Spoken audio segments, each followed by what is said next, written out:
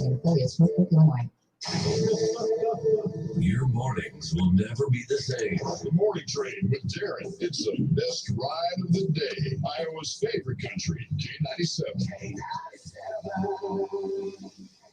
We are 18 minutes past the hour of 9 o'clock. We're still at 64 degrees right here in Fort Dodge. We're going to hit that K97 weather coming up in just a little bit. You know, I love it when I have guests on through our video stream, and I got to say, Sister Shelly is like one of the epitomes of this. I'm not knocking her in any way, shape, or form. She's on our video stream with me right now on our Facebook page, Iowa's favorite country, K97.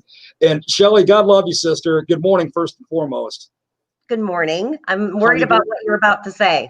All I'm about to say is I love the fact that you were just adjusting the camera and then stepping back and then adjusting. I was working.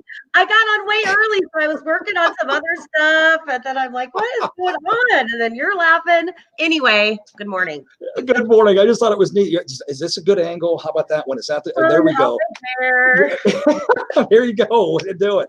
Hey, coming up tomorrow, sunshine and selfies. How about a great thing, right? Yeah, tonight, actually. It starts. Tonight, I'm sorry. It continues. Doesn't it continue tomorrow? Yes. Yep. And it's tomorrow. Yep, you were not wrong. It's tonight from 4 to 9 and Saturday from 11 to 9 and Sunday from 11 to 5. And I tell you what, we got into the Cardiff Center yesterday and started setting up. And although we have a couple more booths to touch up yet this morning, it's looking really, really awesome. So I bet it is. You know, when you talked with me last week about this, what a great idea. You know, something that everybody does anyway. I mean, most people take selfies. You get those people that go, oh, I don't like pictures taken of me, but yet you look over and you'll see them doing the little click thing, right? You know, so everybody likes to do it. What a neat thing you got happening. And the entire weekend even. Yep, all weekend, and reservations are encouraged but not required. I will say right now that the reservations that we have are pretty spaced out. So, you know, there's going to be plenty of space in that location to be able to be socially distanced. Masks are encouraged but not required. And I've had some people coming in and out, and they've been taking their masks off just for their little photo shoot, and then they pop them back up. So whatever people are comfortable with. There's very little that you have to touch. There will also be some cleaning stations for different things. And so we are going to do our very best to continue to make this a safe event for everybody. And we also have a birthday party that's going to come in on Sunday. So I think that that's a pretty fun idea too. So we have room for plenty more. For ages 4 and under, it's free. Ages 5 to 12, it's $10. And 13 and up, it's $15. You get an hour in the space, so you can take as many photos and use whatever filters you have or whatever angles like I was doing to make yourself look the way you want. And so you won't be rushed. An hour will be plenty of time. And the biggest reason that the Fort Dodge Fine Arts is participating in this is not only because we wanted to partner with the Growth Alliance on something, and this just seemed appropriate, but also a portion of our proceeds will go towards the restoration of Phillips Middle School auditorium, which we're really excited about. Any idea, Shelly, on maybe the potential completion date of that? Because I know you are excited. You guys will be able to use that and just enhance even more what you're already doing, the incredible things you're already doing with the Fine Arts Association. Right. Well, and the main reason that we found that this was a space that was needed is we don't really have a theater that size in the community that's not affiliated with a school schedule. So, and we know that the schools use the stages, you know, as classrooms sometimes, and it's just not feasible to leave things in there for rehearsal spaces during the year, and it just gets tricky. So although this year slowed us down fundraising wise a little bit, of course, like everybody, the floors are currently being done. And the floors and also hopefully the intense cleaning that needs to happen will still happen yet this year. And so it will be a usable space, you know, after the first of the year. And then we'll add the curtains in later and get the lighting and sound all installed next year too. So it can be a performance space, hopefully before we know it. Fantastic. Yeah, that's such a neat project. Guess how much auditorium curtains are? Oh my, you're talking the big long ones that open and close. Okay, let me ask this first. Do they come as one giant curtain or do they come as individual sections? The main curtain, the grand curtain, I'll call it right now, is separate, and then all the other curtains come as a package. You know what, Shelly? If I guess, I'm going to guess way low, and I'm sure it's expensive. Yeah, if we were to buy a brand new, grand curtain, it would be over $75,000. Just for the one, because of the weight of it. And by the time we would take down the one that's there, have it cleaned, put back up, we're looking at probably the same price as buying a used curtain for about $40,000. Wow. Now, see, I would have guessed on the high end. For me, I would have guessed maybe a couple of grand.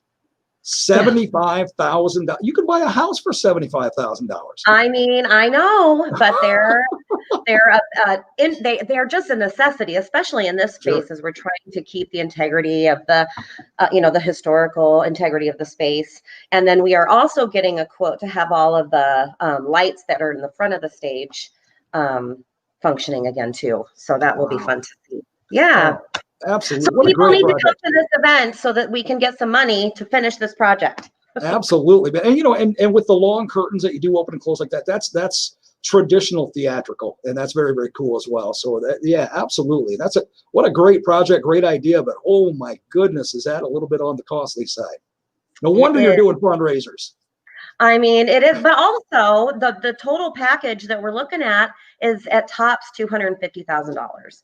Really? So when you look at the amount of money, that's put into some different things, I mean, 250 seems like a really attainable number. Absolutely, especially when you're talking about something like this that you said does not conflict with school schedules, and it is for the community and the Fine Arts Association. So anything you can do to even help out, well, even if you can't make this weekend's event, anything you can do contribution-wise to the Fort Dodge Fine Arts Association, get in touch with Shelly. They'll gladly accept that, and let's get this thing done, going, and looking like nobody else has got in the entire state, because I'm sure that's what it'll end up looking like. That's right, and then we can broadcast live from there. Awesome. Yeah, we'll look forward to that too. So, okay, Shelly, let's get back to tonight, tomorrow, and Sunday. When people walk in, what can they expect? This is just such a fun idea that you came up with?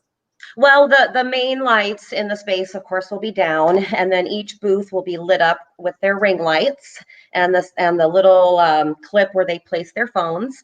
There'll be music playing.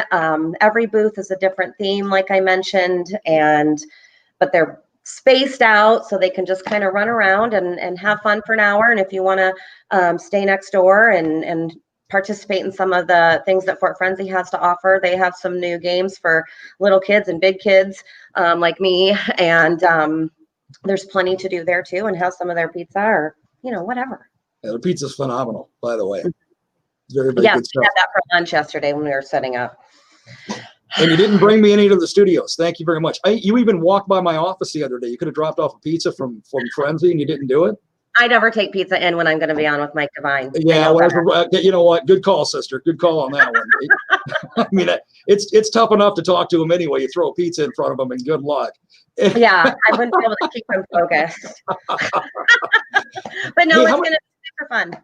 It is going to be super fun. How many booths have you got set up, Shelly? How many is going to be there tomorrow? 10. We will have 10 different rooms, and we have all the hard ones done. All the ones that we knew would be time consuming are up and ready to go. And like I said, as soon as I get off with you, we're going to go and finish the last couple touch-ups. And I don't know, maybe I'll just spend the rest of the afternoon practicing my selfies.